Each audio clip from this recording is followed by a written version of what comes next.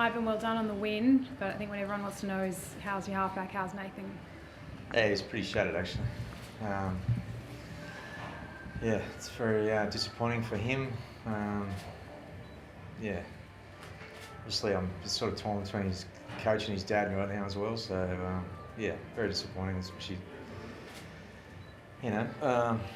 thought he was, that first half he was really starting to come into his own, and yeah, but anyway, the show goes on. Just have to get a scan and see the damage, and then we'll go from there. But yeah, obviously disappointing. What did he say to you about what he felt out there and when he had to come off just before half time? He did a sprinting and like on a kick and diving to, I think it was to tackle Connor Tracy. So yeah, he just felt it straight away, so he knew. So that would suggest it's decent. Is it the same? It's the same one that he's been having trouble with. What have the doctors said about? Obviously he played him without any risk tonight, but it's just one of those things that can easily flare up again. Yeah, it hasn't been a problem. He came back. He played against the Cowboys. The 5 day, he didn't play last week because there was a 5 day turnaround. He was a bit sore, so that was always part of the threat, I guess, of travelling and then trained. So he's basically done every session for 2 weeks and without any drama. So obviously he's done it again. So that's a problem, but it's not like it hasn't been an ongoing thing. So. There are players in the game that have had recurring hamstrings that have had to look at other ways of treating it. Is that something you would do, or is it too early to say? Are you happy with the treatment that the club's got to offer right now? Oh, I'm totally happy with the treatment. Yeah, but obviously, until we'll get the scan, and nothing's off limits because obviously we want to get to the bottom of it and hopefully it's not happening again. Yeah. Are you concerned that it's coming from somewhere that you're not? I'm not a doctor. You're not a doctor, but we hear these other players like Kalen and Ryan Pappenhausen having to go overseas because it's coming from the back and looking for different ways to treat it. Is that what we're looking at here potentially? Yeah, I can't say. I said, we'll get the scan. We'll see what it looks like, and then go from there. I'm very confident in our medical department. We've been very good for a long period of time. Yeah, sometimes hamstrings can be a little bit like that. So, but yeah, we'll certainly live nose down unturned. Well, it's obviously a concern because when he first had the injury earlier in the year, it took him a little bit longer to get back than maybe was expected, and then obviously he came back, and then you said the short turnaround. He had the rest, and then he's come back.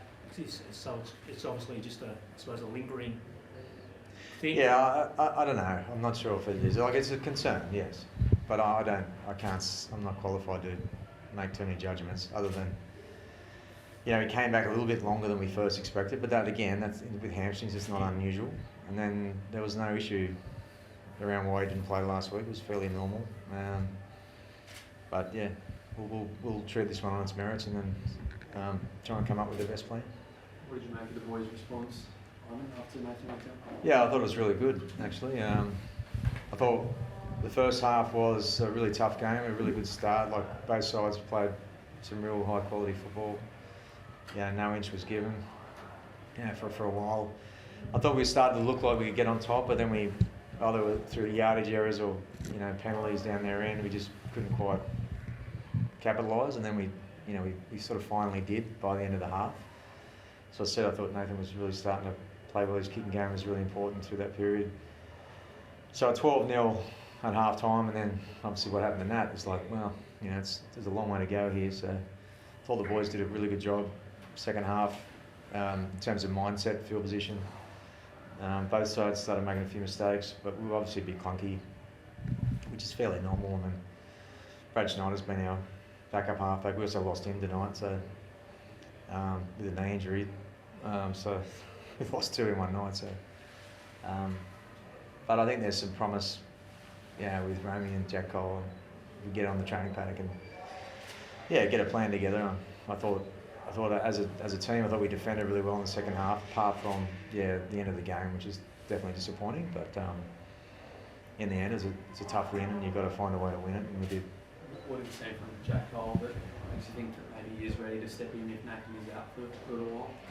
Yeah, Coley's been flying his trade at our club for some time. He's played really, really well in Cup this year. I thought he was strong in the World Club Challenge. He played for Jerome that night. Got good intensity. I thought he defended really well tonight. Like he was placed in front of big kicks out there in the second half. He did a really good job. That's the obviously strike edge. He had to come off the bench with no reps pretty much ever on that side. So yeah, I think he's a good character and he's got plenty of ability. So we've certainly got high hopes for Coley. And how important is Jerome going to be in the next month without your backup half too? Will he come in? Is he up? He come in a halfback? Do you think? And well, as I said, like we lost Brad tonight too, and I don't know how long he'll be out for. So, short answer, very important. Jack Cole, what did you make of his performance earlier? I thought it was good. He came up with a really big tackle at one point on Preston. Coughed the ball up at sort of a point where it was sort of seesawing a little bit in that second half. For both teams were struggling to hold the ball. And I haven't touched on that. We've got the utmost confidence in him and what he's done, not just through his performances in cup this year, but just his preparation, the way he trains. He's phenomenal in the way he prepares.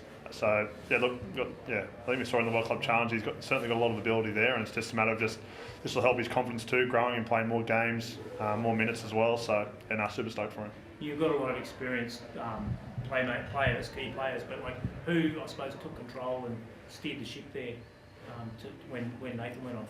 Yeah, well, I guess probably the spine in general. So obviously Mitch Keene's played a lot. You got Dylan's saying everything from the back, and it was probably just me and Ramey talking to one another. Probably struggled there for that 10-15 minute period. We were dropping a fair bit of ball. It's just weren't being direct enough. We're trying to probably play a little bit too much, but. I think they're good lessons too that we're obviously going to have to understand next week that, just definitely more simple at the start. So, look, I thought we did that for big periods of the night tonight. I thought it was a really good cycle, particularly in that first half. And I thought, those periods there where it was tough going, but we'd sort of come out with a bit of ascendancy off the back of that. So, I think we'll take a lot of confidence from that. And obviously, this time of year when we see someone like Nathan go off, we think not just about Penrith, but what's that going to mean for New South Wales? Yeah, I'm not sure of the time frame, all sort of stuff, but Madge at the start of the pre-season, or start of the February, whatever it was, he brought in 36-man squad, and he understands that things like this happen. So, look back last night, Tommy Trbojevic went down as well. There's been obviously other players since then. So, it's 36 sort of players are picked for that because that's obviously injuries happen, particularly this time of the year. So, you've got all the confidence in the world that the boys will go in and do a wonderful job. Obviously, Robbie is one of those players, I suppose. Who was that? Robbie Jerome's one of those players. That's right. Yeah. Yep. Well, he's obviously been there before. He's won a series before. He's played a lot of games for New South Wales now. So look, he'd do a wonderful job on it. Obviously, the club missed out on David Fafita in the week. I know you never can talk about recruitment publicly. No, not tonight either. Thanks.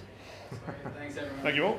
This year, NRL on 9 is your one-stop shop for all footy. That's right, Freddie. Not about the highlights, action, 7 days a week.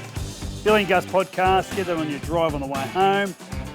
Immortal Behaviour, grab a seat on the couch for that. And of course, my favourite, Freddie in the Own. The best footy brains, the biggest games. Don't trust the algorithm, subscribe to NRL on 9 and get all your entertainment there.